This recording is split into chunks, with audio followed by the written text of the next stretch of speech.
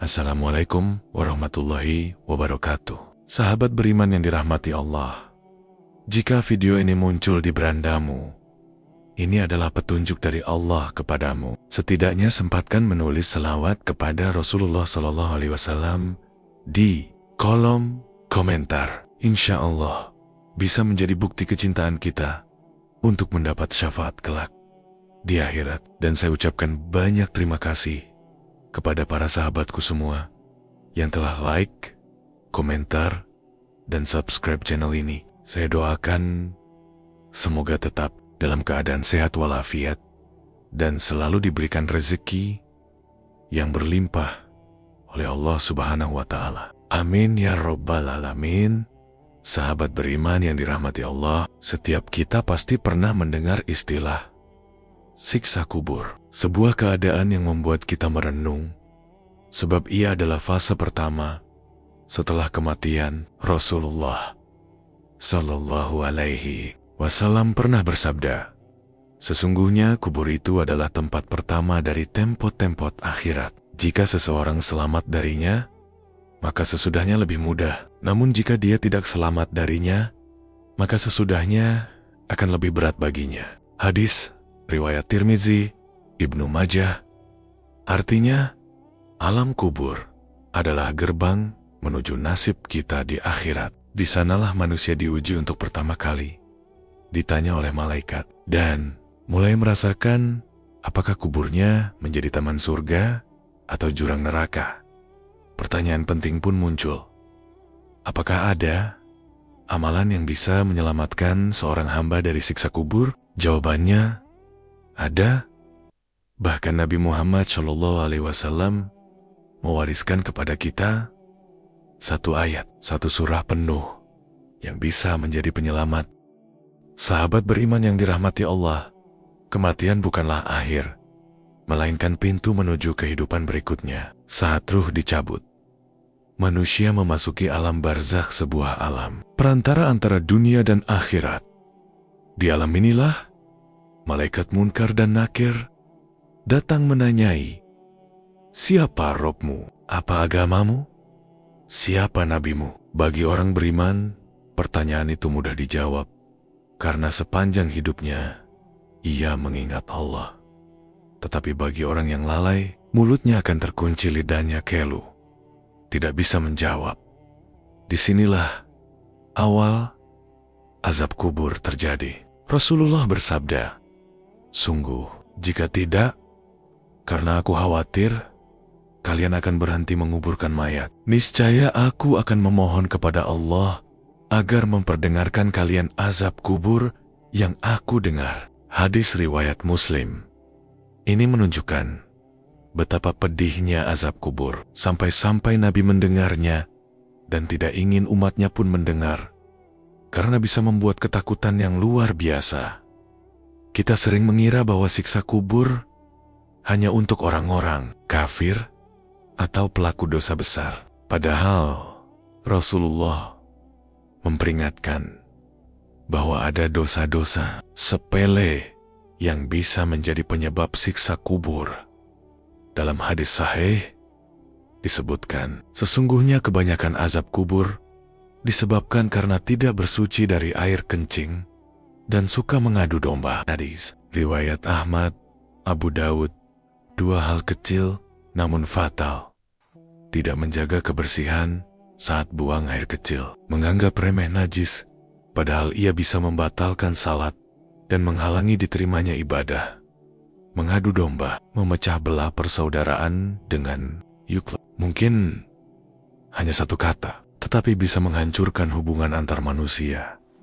Dari sini kita belajar, bukan hanya dosa besar, dosa kecil yang dianggap remeh pun bisa menjadi sebab utama seseorang diazab di alam kubur. Dalam kasih sayangnya, Rasulullah tidak hanya memperingatkan bahaya siksa kubur, tapi juga memberikan solusi. Beliau bersabda, sesungguhnya ada satu surah dalam Al-Quran yang terdiri dari 30 ayat. Surah itu memberikan syafaat bagi seseorang hingga diampuni dosanya. Surah itu adalah Tabarakallazi biyadihil maut.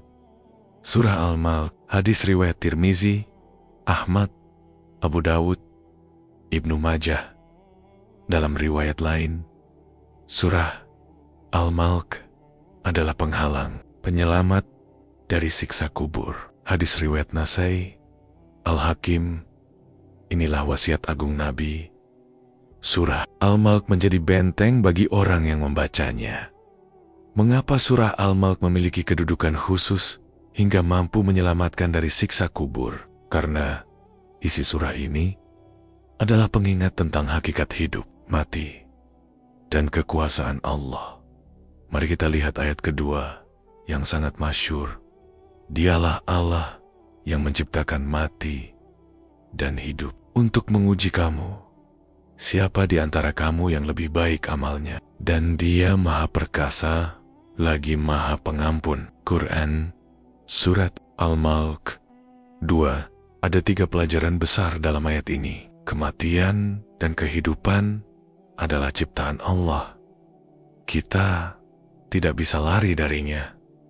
Tujuan hidup adalah diuji, bukan sekadar menikmati dunia, tapi membuktikan kualitas amal. Allah Maha Perkasa lagi Maha Pengampun. Dia bisa mengazab, tetapi juga bisa mengampuni. Maka, siapa yang setiap malam membaca surah ini, hatinya terus diingatkan akan makna hidup dan mati.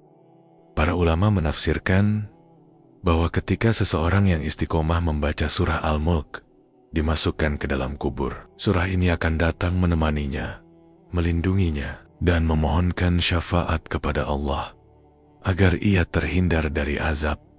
Al-Quran bukan hanya bacaan, tapi ia hidup.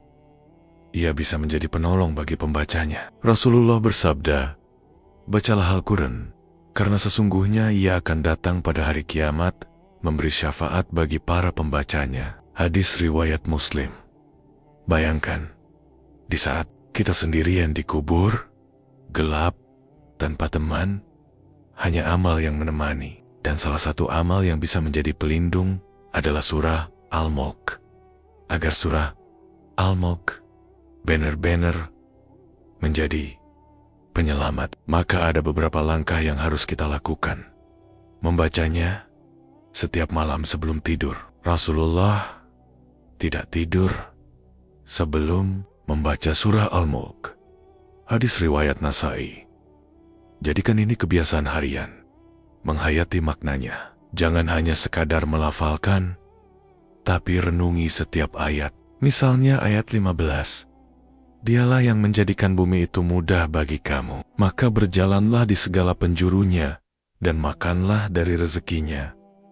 Dan hanya kepadanya lah kamu kembali istiqomah. Bacaan satu kali mungkin belum terasa, tapi istiqomah setiap malam akan melahirkan kekuatan rohani yang luar biasa. Mengamalkan pesan yang terkandung. Surah ini mengingatkan tentang ujian hidup, kekuasaan Allah, dan akhirat. Maka amalkan, jaga salat, jauhi dosa kecil maupun besar, dan selalu bertobat. Ajarkan kepada keluarga. Rasulullah mengajarkan surah ini kepada para sahabat. Maka kita pun harus menularkan kebiasaan ini kepada anak dan keluarga agar mereka juga terlindungi kelak. Bayangkanlah, sahabat beriman, ketika kita sudah dimasukkan ke liang lahat, semua orang pergi meninggalkan kita. Hanya amal yang menemani, gelap, sunyi, dan menakutkan. Namun tiba-tiba, datanglah cahaya dari bacaan surah Al-Mulk yang kita baca setiap malam. Ia berkata, "Aku adalah bacaanmu yang setia. Aku datang untuk menolongmu, agar Allah mengampunimu dan menyelamatkanmu dari azab kubur." Bukankah ini sebuah kabar gembira yang luar biasa? Sahabat beriman yang dirahmati Allah, kematian adalah kepastian, dan alam kubur adalah awal perjalanan menuju akhirat. Rasulullah sudah berpesan, bacalah surah Al-Mulk setiap malam, maka ia akan menjadi pelindungmu di alam kubur, cahaya di kegelapan, dan penolong di hadapan Allah. Semoga kita termasuk hamba-hamba yang istiqomah membaca Al-Quran, sehingga kelak kubur kita bercahaya seperti taman surga, bukan menjadi jurang neraka. Jangan lupa untuk selalu menebar kebaikan dengan menekan tombol like, share, dan subscribe, agar semakin banyak saudara kita yang terselamatkan dengan ilmu ini. Wallahu alam. Bisyawab. Wassalamualaikum warahmatullahi wabarakatuh.